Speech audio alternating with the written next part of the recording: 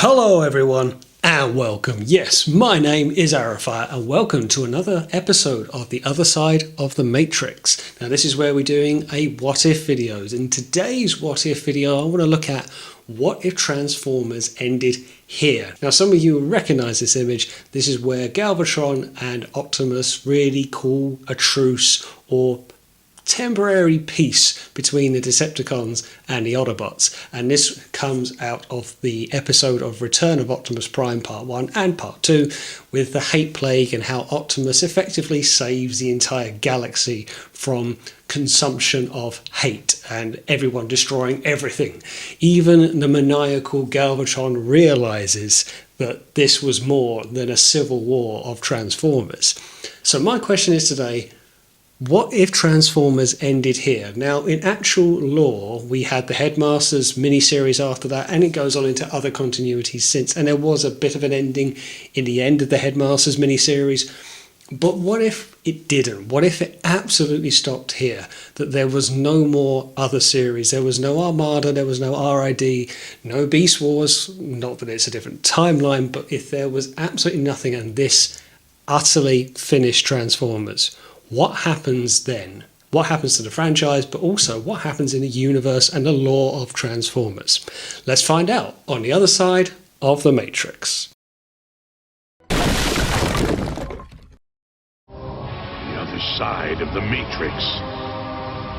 So let's just recap as to where we are. We've gone through to part 2 of the Return of Optimus Prime. Optimus Prime has come back, turned himself all white, managed to avoid getting contracted with the hate plague, and cures the entire galaxy with the help of the Matrix. Very, very nice.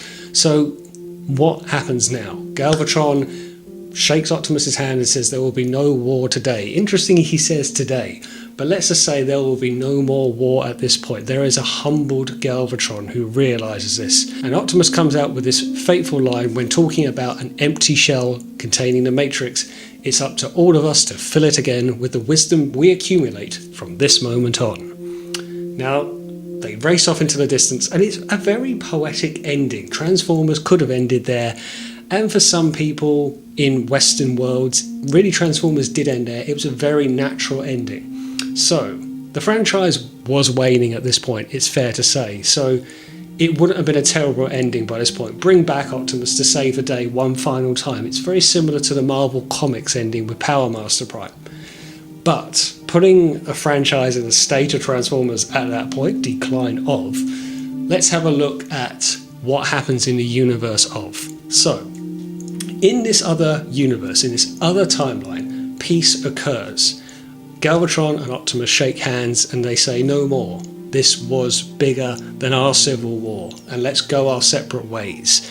And you're going to have now Decepticons very much without a cause. The rebellious Decepticons fighting against the oppressive Autobot regime or Cybertronian regime, as we have now looked at the backstory of it. They have no war, and the Decepticons don't particularly have a purpose anymore. What does Galvatron do? So Galvatron, I believe, will go back and then, with his ragtag of whoever is left following the hate plague, a lot of Transformers were damaged with the hate plague, destroyed or maimed or had to be rebuilt. He would go back to who is left and really try to unite them once again, saying, no, I've had this realization. And I actually don't think many of the Decepticons would take to this. The Decepticon way is not to give in to a truce. They may have tolerated it for one day, but they're not going to say the war is over at this point. You will get the likes of a Predaking, Combaticons, or even a Scourge will look at that and say, no, we're going to go off and form our own Splinter Cell group. And this would be Galvatron's problem going forward, that he would have to try and get his Decepticon forces to realise that it was going to be the end of the war as they know it. The Autobots, on the other hand, was a bit more simple. They wanted peace. They wanted an end to the fighting and the destruction on Earth. So what happens then? Well, obviously there's a state of euphoria. The hate plague has gone and Optimus has returned. He has risen and very much the Messiah is back. Hot Rod is quite happy that he doesn't have to be leader anymore, and apart from a few casualties on the way, they are fairly unscathed. I suppose they've got the better of the outcomes of the two of them. But what happens going forward? And actually, whilst you like to say they lived happily ever after, I think This is where we see the start of the Transformers ongoing comic series, when IDW really picked up the license for comics after Dreamwave, and we had the miniseries of All Hail Megatron, and you just started with Robots in Disguise and Morna Meets the Eye in the very beginning, just known as Transformers Ongoing.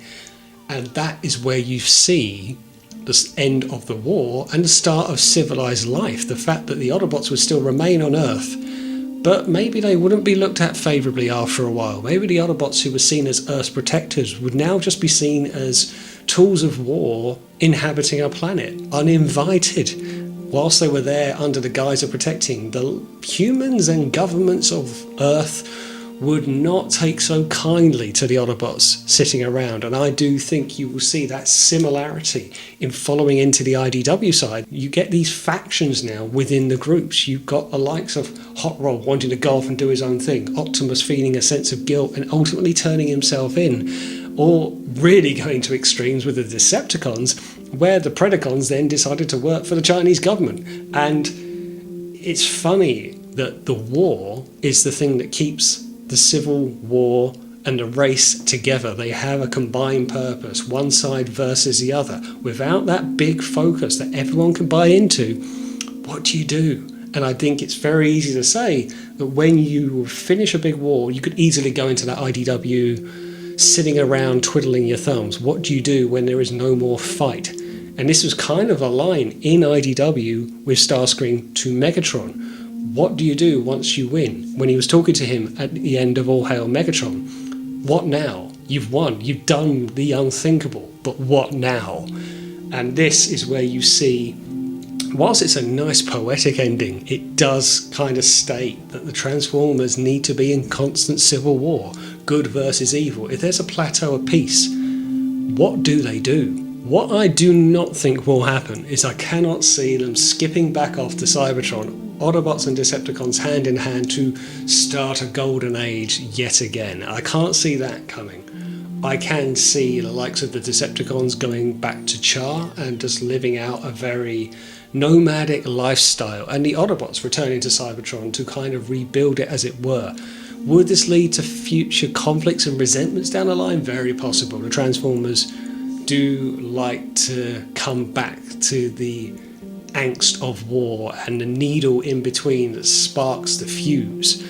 I don't think, as much of it's nice of a poetic ending, I don't think it would be an ultimate ending, however big the crescendo was, getting it from a hate plague, the fact it was everyone versus everyone, no end in sight. Optimus had to save the day.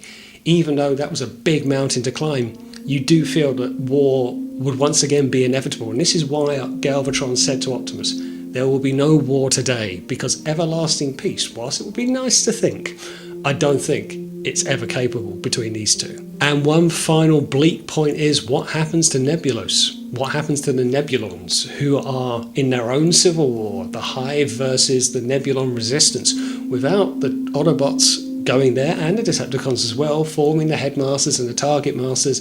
There is no end to that war, and that's just going to rage on. There's no Scorponok. There's still Zarak, but there's no Scorponok, there's no Fortress Maximus. There's so many of that world that's just left untouched, and that war would just be ravaged, and ultimately to the Rebels' ultimate end. It's going to come to the Hive machines finding where they are and destroying their lair, and the resistance will be squashed out. The Transformers did do some good there, but if the war ended here, there will be no reason to go to the plasma energy chamber or to be flung off into space to ultimately end up on Nebulos. It could happen through a string of other consequences, but as we know it, that wouldn't happen.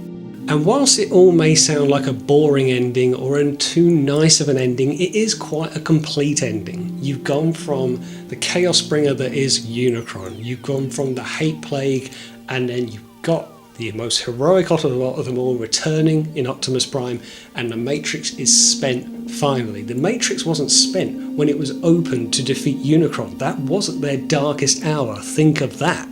The darkest hour was to cure the entire galaxy of the hate plague. So from all of that behind them to come to this point, could that end the war? Could that be the catalyst that is the truce?